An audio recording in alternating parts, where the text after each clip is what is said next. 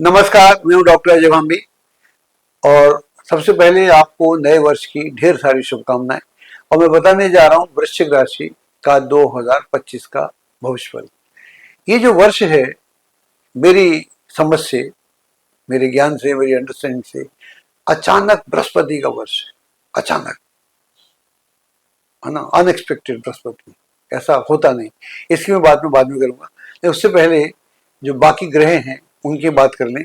अभी हम बात कर रहे हैं जनवरी से लेकर 14 मई तक की। उसके बाद हम अचानक बृहस्पति की बात करेंगे। अभी जो स्थिति है आपकी राशि से, जो शनि है वो चतुर्थ में है, इसको अच्छा नहीं मानते। और ये 29 मार्च 2025 को आपकी राशि से पंचम हो जाएगा, यानी अपनी राशि कुंभ से मीन में प्रस्थान कर जाएगा। वर्तमान में मीन राशि में राहु चल रहा है, जो 30 मई को अष्टम हो जाएगा, यानी कुंभ में आ जाएगा। और ये मैं बोल रहा हूँ ट्रू का, और मीन का है वो 18 मई को आ जाएगा। और मंगल जो है आपकी राशि से अभी नवम में चल रहा है, लेकिन ये जब शुरू होगा वर्ष तो नवम में होगा, लेकिन 21 जनवरी 2025 को ये मिथुन में प्रवेश करेगा और फिर ये 24 मई 2025 को डायरेक्ट होगा।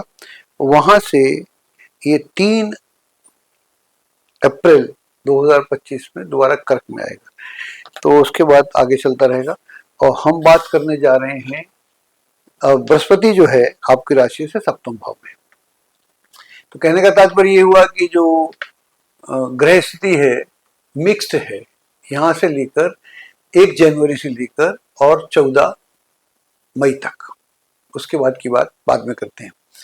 तो लेकिन यहाँ पर जो शनि है वो बेहतर होने वाला है, जिसने आपको हो सकता है कि कहीं रोका हो, कहीं अड़चन डाली हो, कहीं आपके कार्यों में विघ्न डाला हो, या कार्य बनते बनते रुक गए हो। तो यह एक ऐसा समय है कि जो रुके हुए कार्य थे, जो असाइलम में पड़े थे, साइडलाइन हो चुके थे, उनको दोबारा मेन स्ट्रीम में लाया जा सकता है। और इस तरह के मौके भी मिलेंगे, कुछ आपको लोग मिलेंगे जो आपकी मदद करेंगे, तो आप उनकी मदद से अपने रुके हुए कार्यों को आगे बढ़ा सकते हैं। जो भी आपके डोमेस्टिक इश्यूज हैं, जो भी इमोशनल इश्यूज हैं, जो भी पारिवारिक इश्यूज हैं, उनको रिजॉल्व किया जा सकता है अगर आप प्रयास करेंगे।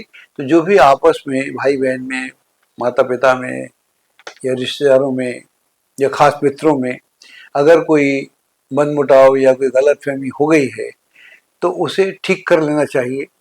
मेरा ऐसा भी अनुभव है जीवन का कि कभी कभी आपकी वनरेबिलिटी बड़ी इंपॉर्टेंट होती है। और हर बार आप बोले कि मैं ही सब कुछ हूँ, तो दुनिया वाला फिर आपको नहीं मानता। अगर आपकी कोई कमी है और आप सामने वाले से बोलो कि भाई साहब मेरे को आपकी ज़रूरत है, तो फिर वो आदमी आपका मजाक नहीं उड़ाता, फिर वो आपको मदद करता है। तो यह भी कर लेना चाहिए, जबकि आपकी राशि इसके बिल्कुल खिलाफ है। याद रखना, वृश्चिक राशि के लोग आसानी से झुकने को तैयार नहीं होते, लेकिन अनुभव ये सिखाता है, विजडम ये बताती है कि अगर कोई स्थिति ऐसी बने कि जहाँ पर हमारा काम झुकने से बनता हो, तो हमें झुकने में 1 मिनट भी नहीं लगाना चाहिए, क्योंकि कोई भी आदमी यहाँ पर परफेक्ट नहीं है, और कोई भी आदमी पूर्ण नहीं है, और हम सब अपूर्णता के साथ पूर्णता की तलाश में। तो ये मेरा सुझाव है, बाकी आप देखिएगा। अगर आप ऐसा करेंगे तो ये समय ऐसा है कि काम हो जाएंगे, वरना अड़ियलपन से हो सकता है ऐसा ना हो। तो बाकी ऐसा भी कह सकते हैं लोग, कई मुझको बोलते हैं this my life, who are you, और हु इज एनीबडी एल्स। वो एक अलग एटीट्यूड है कि मेरा जीवन है, मैं जो करूँ सो करूँ। तो ऐसा जमता नहीं है, क्योंकि जिस समाज में हम रहते हैं वहाँ पर आपका जीवन मुझे प्रभावित करता है, मेरा आपको करता है। ये सुझाव है, और इसमें ज्योतिषीय सुझाव बेसिकली। मैं आपको खामखा के उपाय में के झंझट में नहीं डालता हूँ, लेकिन उपाय क्या होता है, सबसे अगर उपाय की मुझसे डेफिनेशन पूछो, समय पे लिया गया निर्णय, असमय जब हम निर्णय लेते हैं फिर हमको उपाय करना पड़ता है। हम मनमानी के निर्णय लेते हैं तो हमको उपाय करने पड़ते हैं। अगर हम समय के साथ चलें तो उपाय की जरूरत ही नहीं पड़ती, समय ही उपाय है। क्योंकि हम समय को तो साध रहे हैं बाद में, अगर जो हमारे बिगड़ गया समय उसके साध रहे हैं, काम खराब हो गया उसी को साध रहे हैं। तो अगर हमने ज्योतिष का सबसे बड़ा वो है, देखिए, और थोड़ा विषयांतर हो रहा है लेकिन कर लेते हैं। मैं और आप अपने माँ बाप, भाई बहन नहीं बदल सकते, बेटा बेटी नहीं बदल सकते, तो इसलिए हमारे लिए मुहूर्त बड़ा इंपॉर्टेंट होता है। तो अगर हम विवाह में मुहूर्त का इस्तेमाल करते हैं इसलिए करते हैं, या प्रश्न कुंडली में मुहूर्त का इस्तेमाल करते हैं और जगह करते हैं, तो उसका मतलब ये है कि हम समय को साध सकते हैं। जो हो गया वो तो हो ही गया, तो ज्योतिषी उपाय है, इसको अगर समय से कहा जाए इस समय में हो जाएगा, ये मेरा सुझाव भी है। एनीवे, अब हम बोल रहे थे कि ये जो जुपिटर है वो अचानक जुपिटर है, तो अचानक क्या होने वाला आप भी देखिए, तो आपको भी मजा आएगा। जुपिटर आकाश में, जो जुपिटर जो है, बृहस्पति जो है, सबसे बड़ा प्लेनेट है, सूर्य से कई गुना बड़ा है, बाकी से तो बड़ा है ही, और इसका अपना ऑर्बिट है, अर्थ का अपना ऑर्बिट है। बहुत सारे लोग खगोल विज्ञान को नहीं जानते होंगे, उनकी जानकारी के लिए बता रहा हूँ। तो पृथ्वी अपनी कक्षा में 365 दिन में घूमती है, सूर्य लगभग 12 साल में कंप्लीट करता है, और उस दौरान में एक ऐसा समय आता है कि बृहस्पति का एक्सेस और पृथ्वी का एक्सेस मिलता है। जब ऐसा मिलता है तब सूर्य को वो खींच लेती है, बृहस्पति सूर्य को खींच लेता है, तो सूर्य पृथ्वी के नजदीक आ जाता है। और इससे पहले, कुछ वर्ष पहले, रशियंस ने एक एक्सपेरिमेंट किया था। वो एक्सपेरिमेंट ये था कि जब बृहस्पति पृथ्वी के पास होता है तो युद्ध बंद हो जाती है। तो यूक्रेन वगैरह के युद्ध बंद भी हो जाएंगे, देख लीजिएगा आने वाले समय में। तो युद्ध बंद हो जाते हैं, महामारी नहीं होती, समय अच्छा होता है, तो बहुत सारी गुड गुड चीज़ें होना शुरू हो जाती हैं और आदमी की सोच बदल जाती है। तो यहाँ पर जो बृहस्पति है 14 मई को जेमिनी राशि में चला जाएगा, आपकी राशि से अष्टम चला जाएगा, लेकिन यहाँ पर मिथुन में चला जाएगा।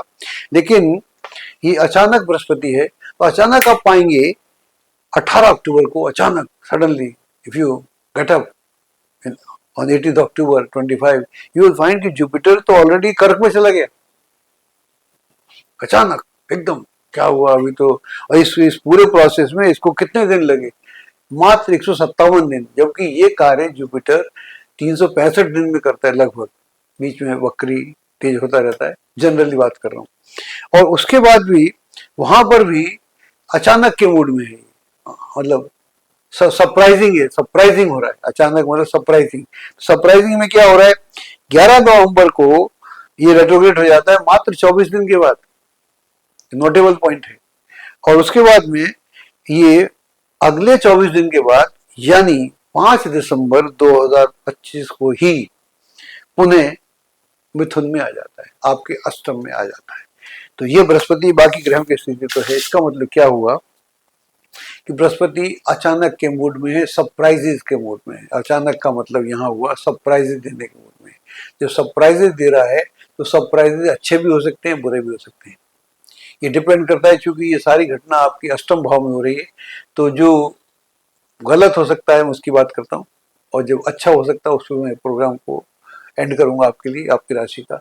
अचानक ही हो सकता है कि कोई बीमारी हो जाए, किसी को, आपको घर में हो जाए, आपको हो जाए, कोई एक्सीडेंट हो जाए, या कोई पैसे के लेन देन का मसला हो जाए, या आपसी संबंधों में कड़वाहट आ जाए, तो अचानक में ये सब हो सकता है। और अचानक में अच्छा क्या हो सकता है कि आप ज़्यादा स्पिरिचुअल हो जाएं, आप ज़्यादा धार्मिक हो जाएं, आपका ऑकल्टिज्म में इंटरेस्ट हो जाए, आप ज़्यादा खोजबीन करने लगे। अगर आप स्कॉलर हैं, रिसर्चर हैं, तो आपके लिए और भी अच्छा हो जाए, या आप लेखक हैं, या और कुछ क्रिएटिव बंदे हैं, व्यक्ति हैं, तो आपकी क्रिएटिविटी में चार चांद लगा सकता है। आप ज़्यादा मेडिटेटिव हो जाएं, ज़्यादा योगा करने वाले हो जाएं। अगर आप शास्त्रों के अध्ययन में इंटरेस्टेड हैं तो उसमें हो जाएं, नई नई किताबें पढ़ें, नई नई किताबें लिखें, नई नई एक्सपेरिमेंट करें अपने साथ, औरों के साथ, तो आप अपनी पूरी बॉडी को, माइंड को, सोल को, उसका पूरा ट्रांसफॉर्मेशन कर लें। सब अचानक है, तो ये अचानक वाली स्थिति बृहस्पति के साथ है। और तो यह इसका इस्तेमाल समय के साथ किया जा सकता है। जैसा मैंने आपसे बोला, मेरा ज्योतिष का बेस्ट उपाय है समय के साथ चलो तो बात हो जाती है। और मैं ये जितने उपाय, घटिया उपाय लोग बताते हैं 2 मिनट में 5 मिनट में, ऐसा होता नहीं। मैं ऐसे किस्सा सुनाता हूँ। एक पंडित जी महाराज मेरे को मिल गए और वो नवरात्रि के दिन चल रहे थे। वो किसी चैनल पर आते हैं, नाम लेने की आवश्यकता नहीं। वो रोज बोल रहे थे कि ऐसा इस पहले दिन आपको मकान मिल जाएगा, दूसरे दिन मकान मिल जाएगा, तीसरे दिन मकान मिल जाएगा, चौथे दिन पूरे 9 दिन का मकान बांट रहे थे। 10वें 11वें दिन मेरी एयरपोर्ट पर मुलाकात हो गई। मैंने कहा पंडित जी महाराज आपने तो बड़े मकान बांट दिए, खुद तो किराए पे रहते हो। अरे छोड़िए ना जी, क्या रखा है। तो इस तरह के उपायों पे भरोसा मत कीजिए। उपाय अगर है तो आप हैं, उपाय अगर है तो समय है। और अगर आपने ये हमारा चैनल अभी तक सब्सक्राइब नहीं किया, इसे जल्दी से जल्दी कीजिएगा और आइकन के बटन को दबाइएगा। हमारा उत्साह बढ़ेगा।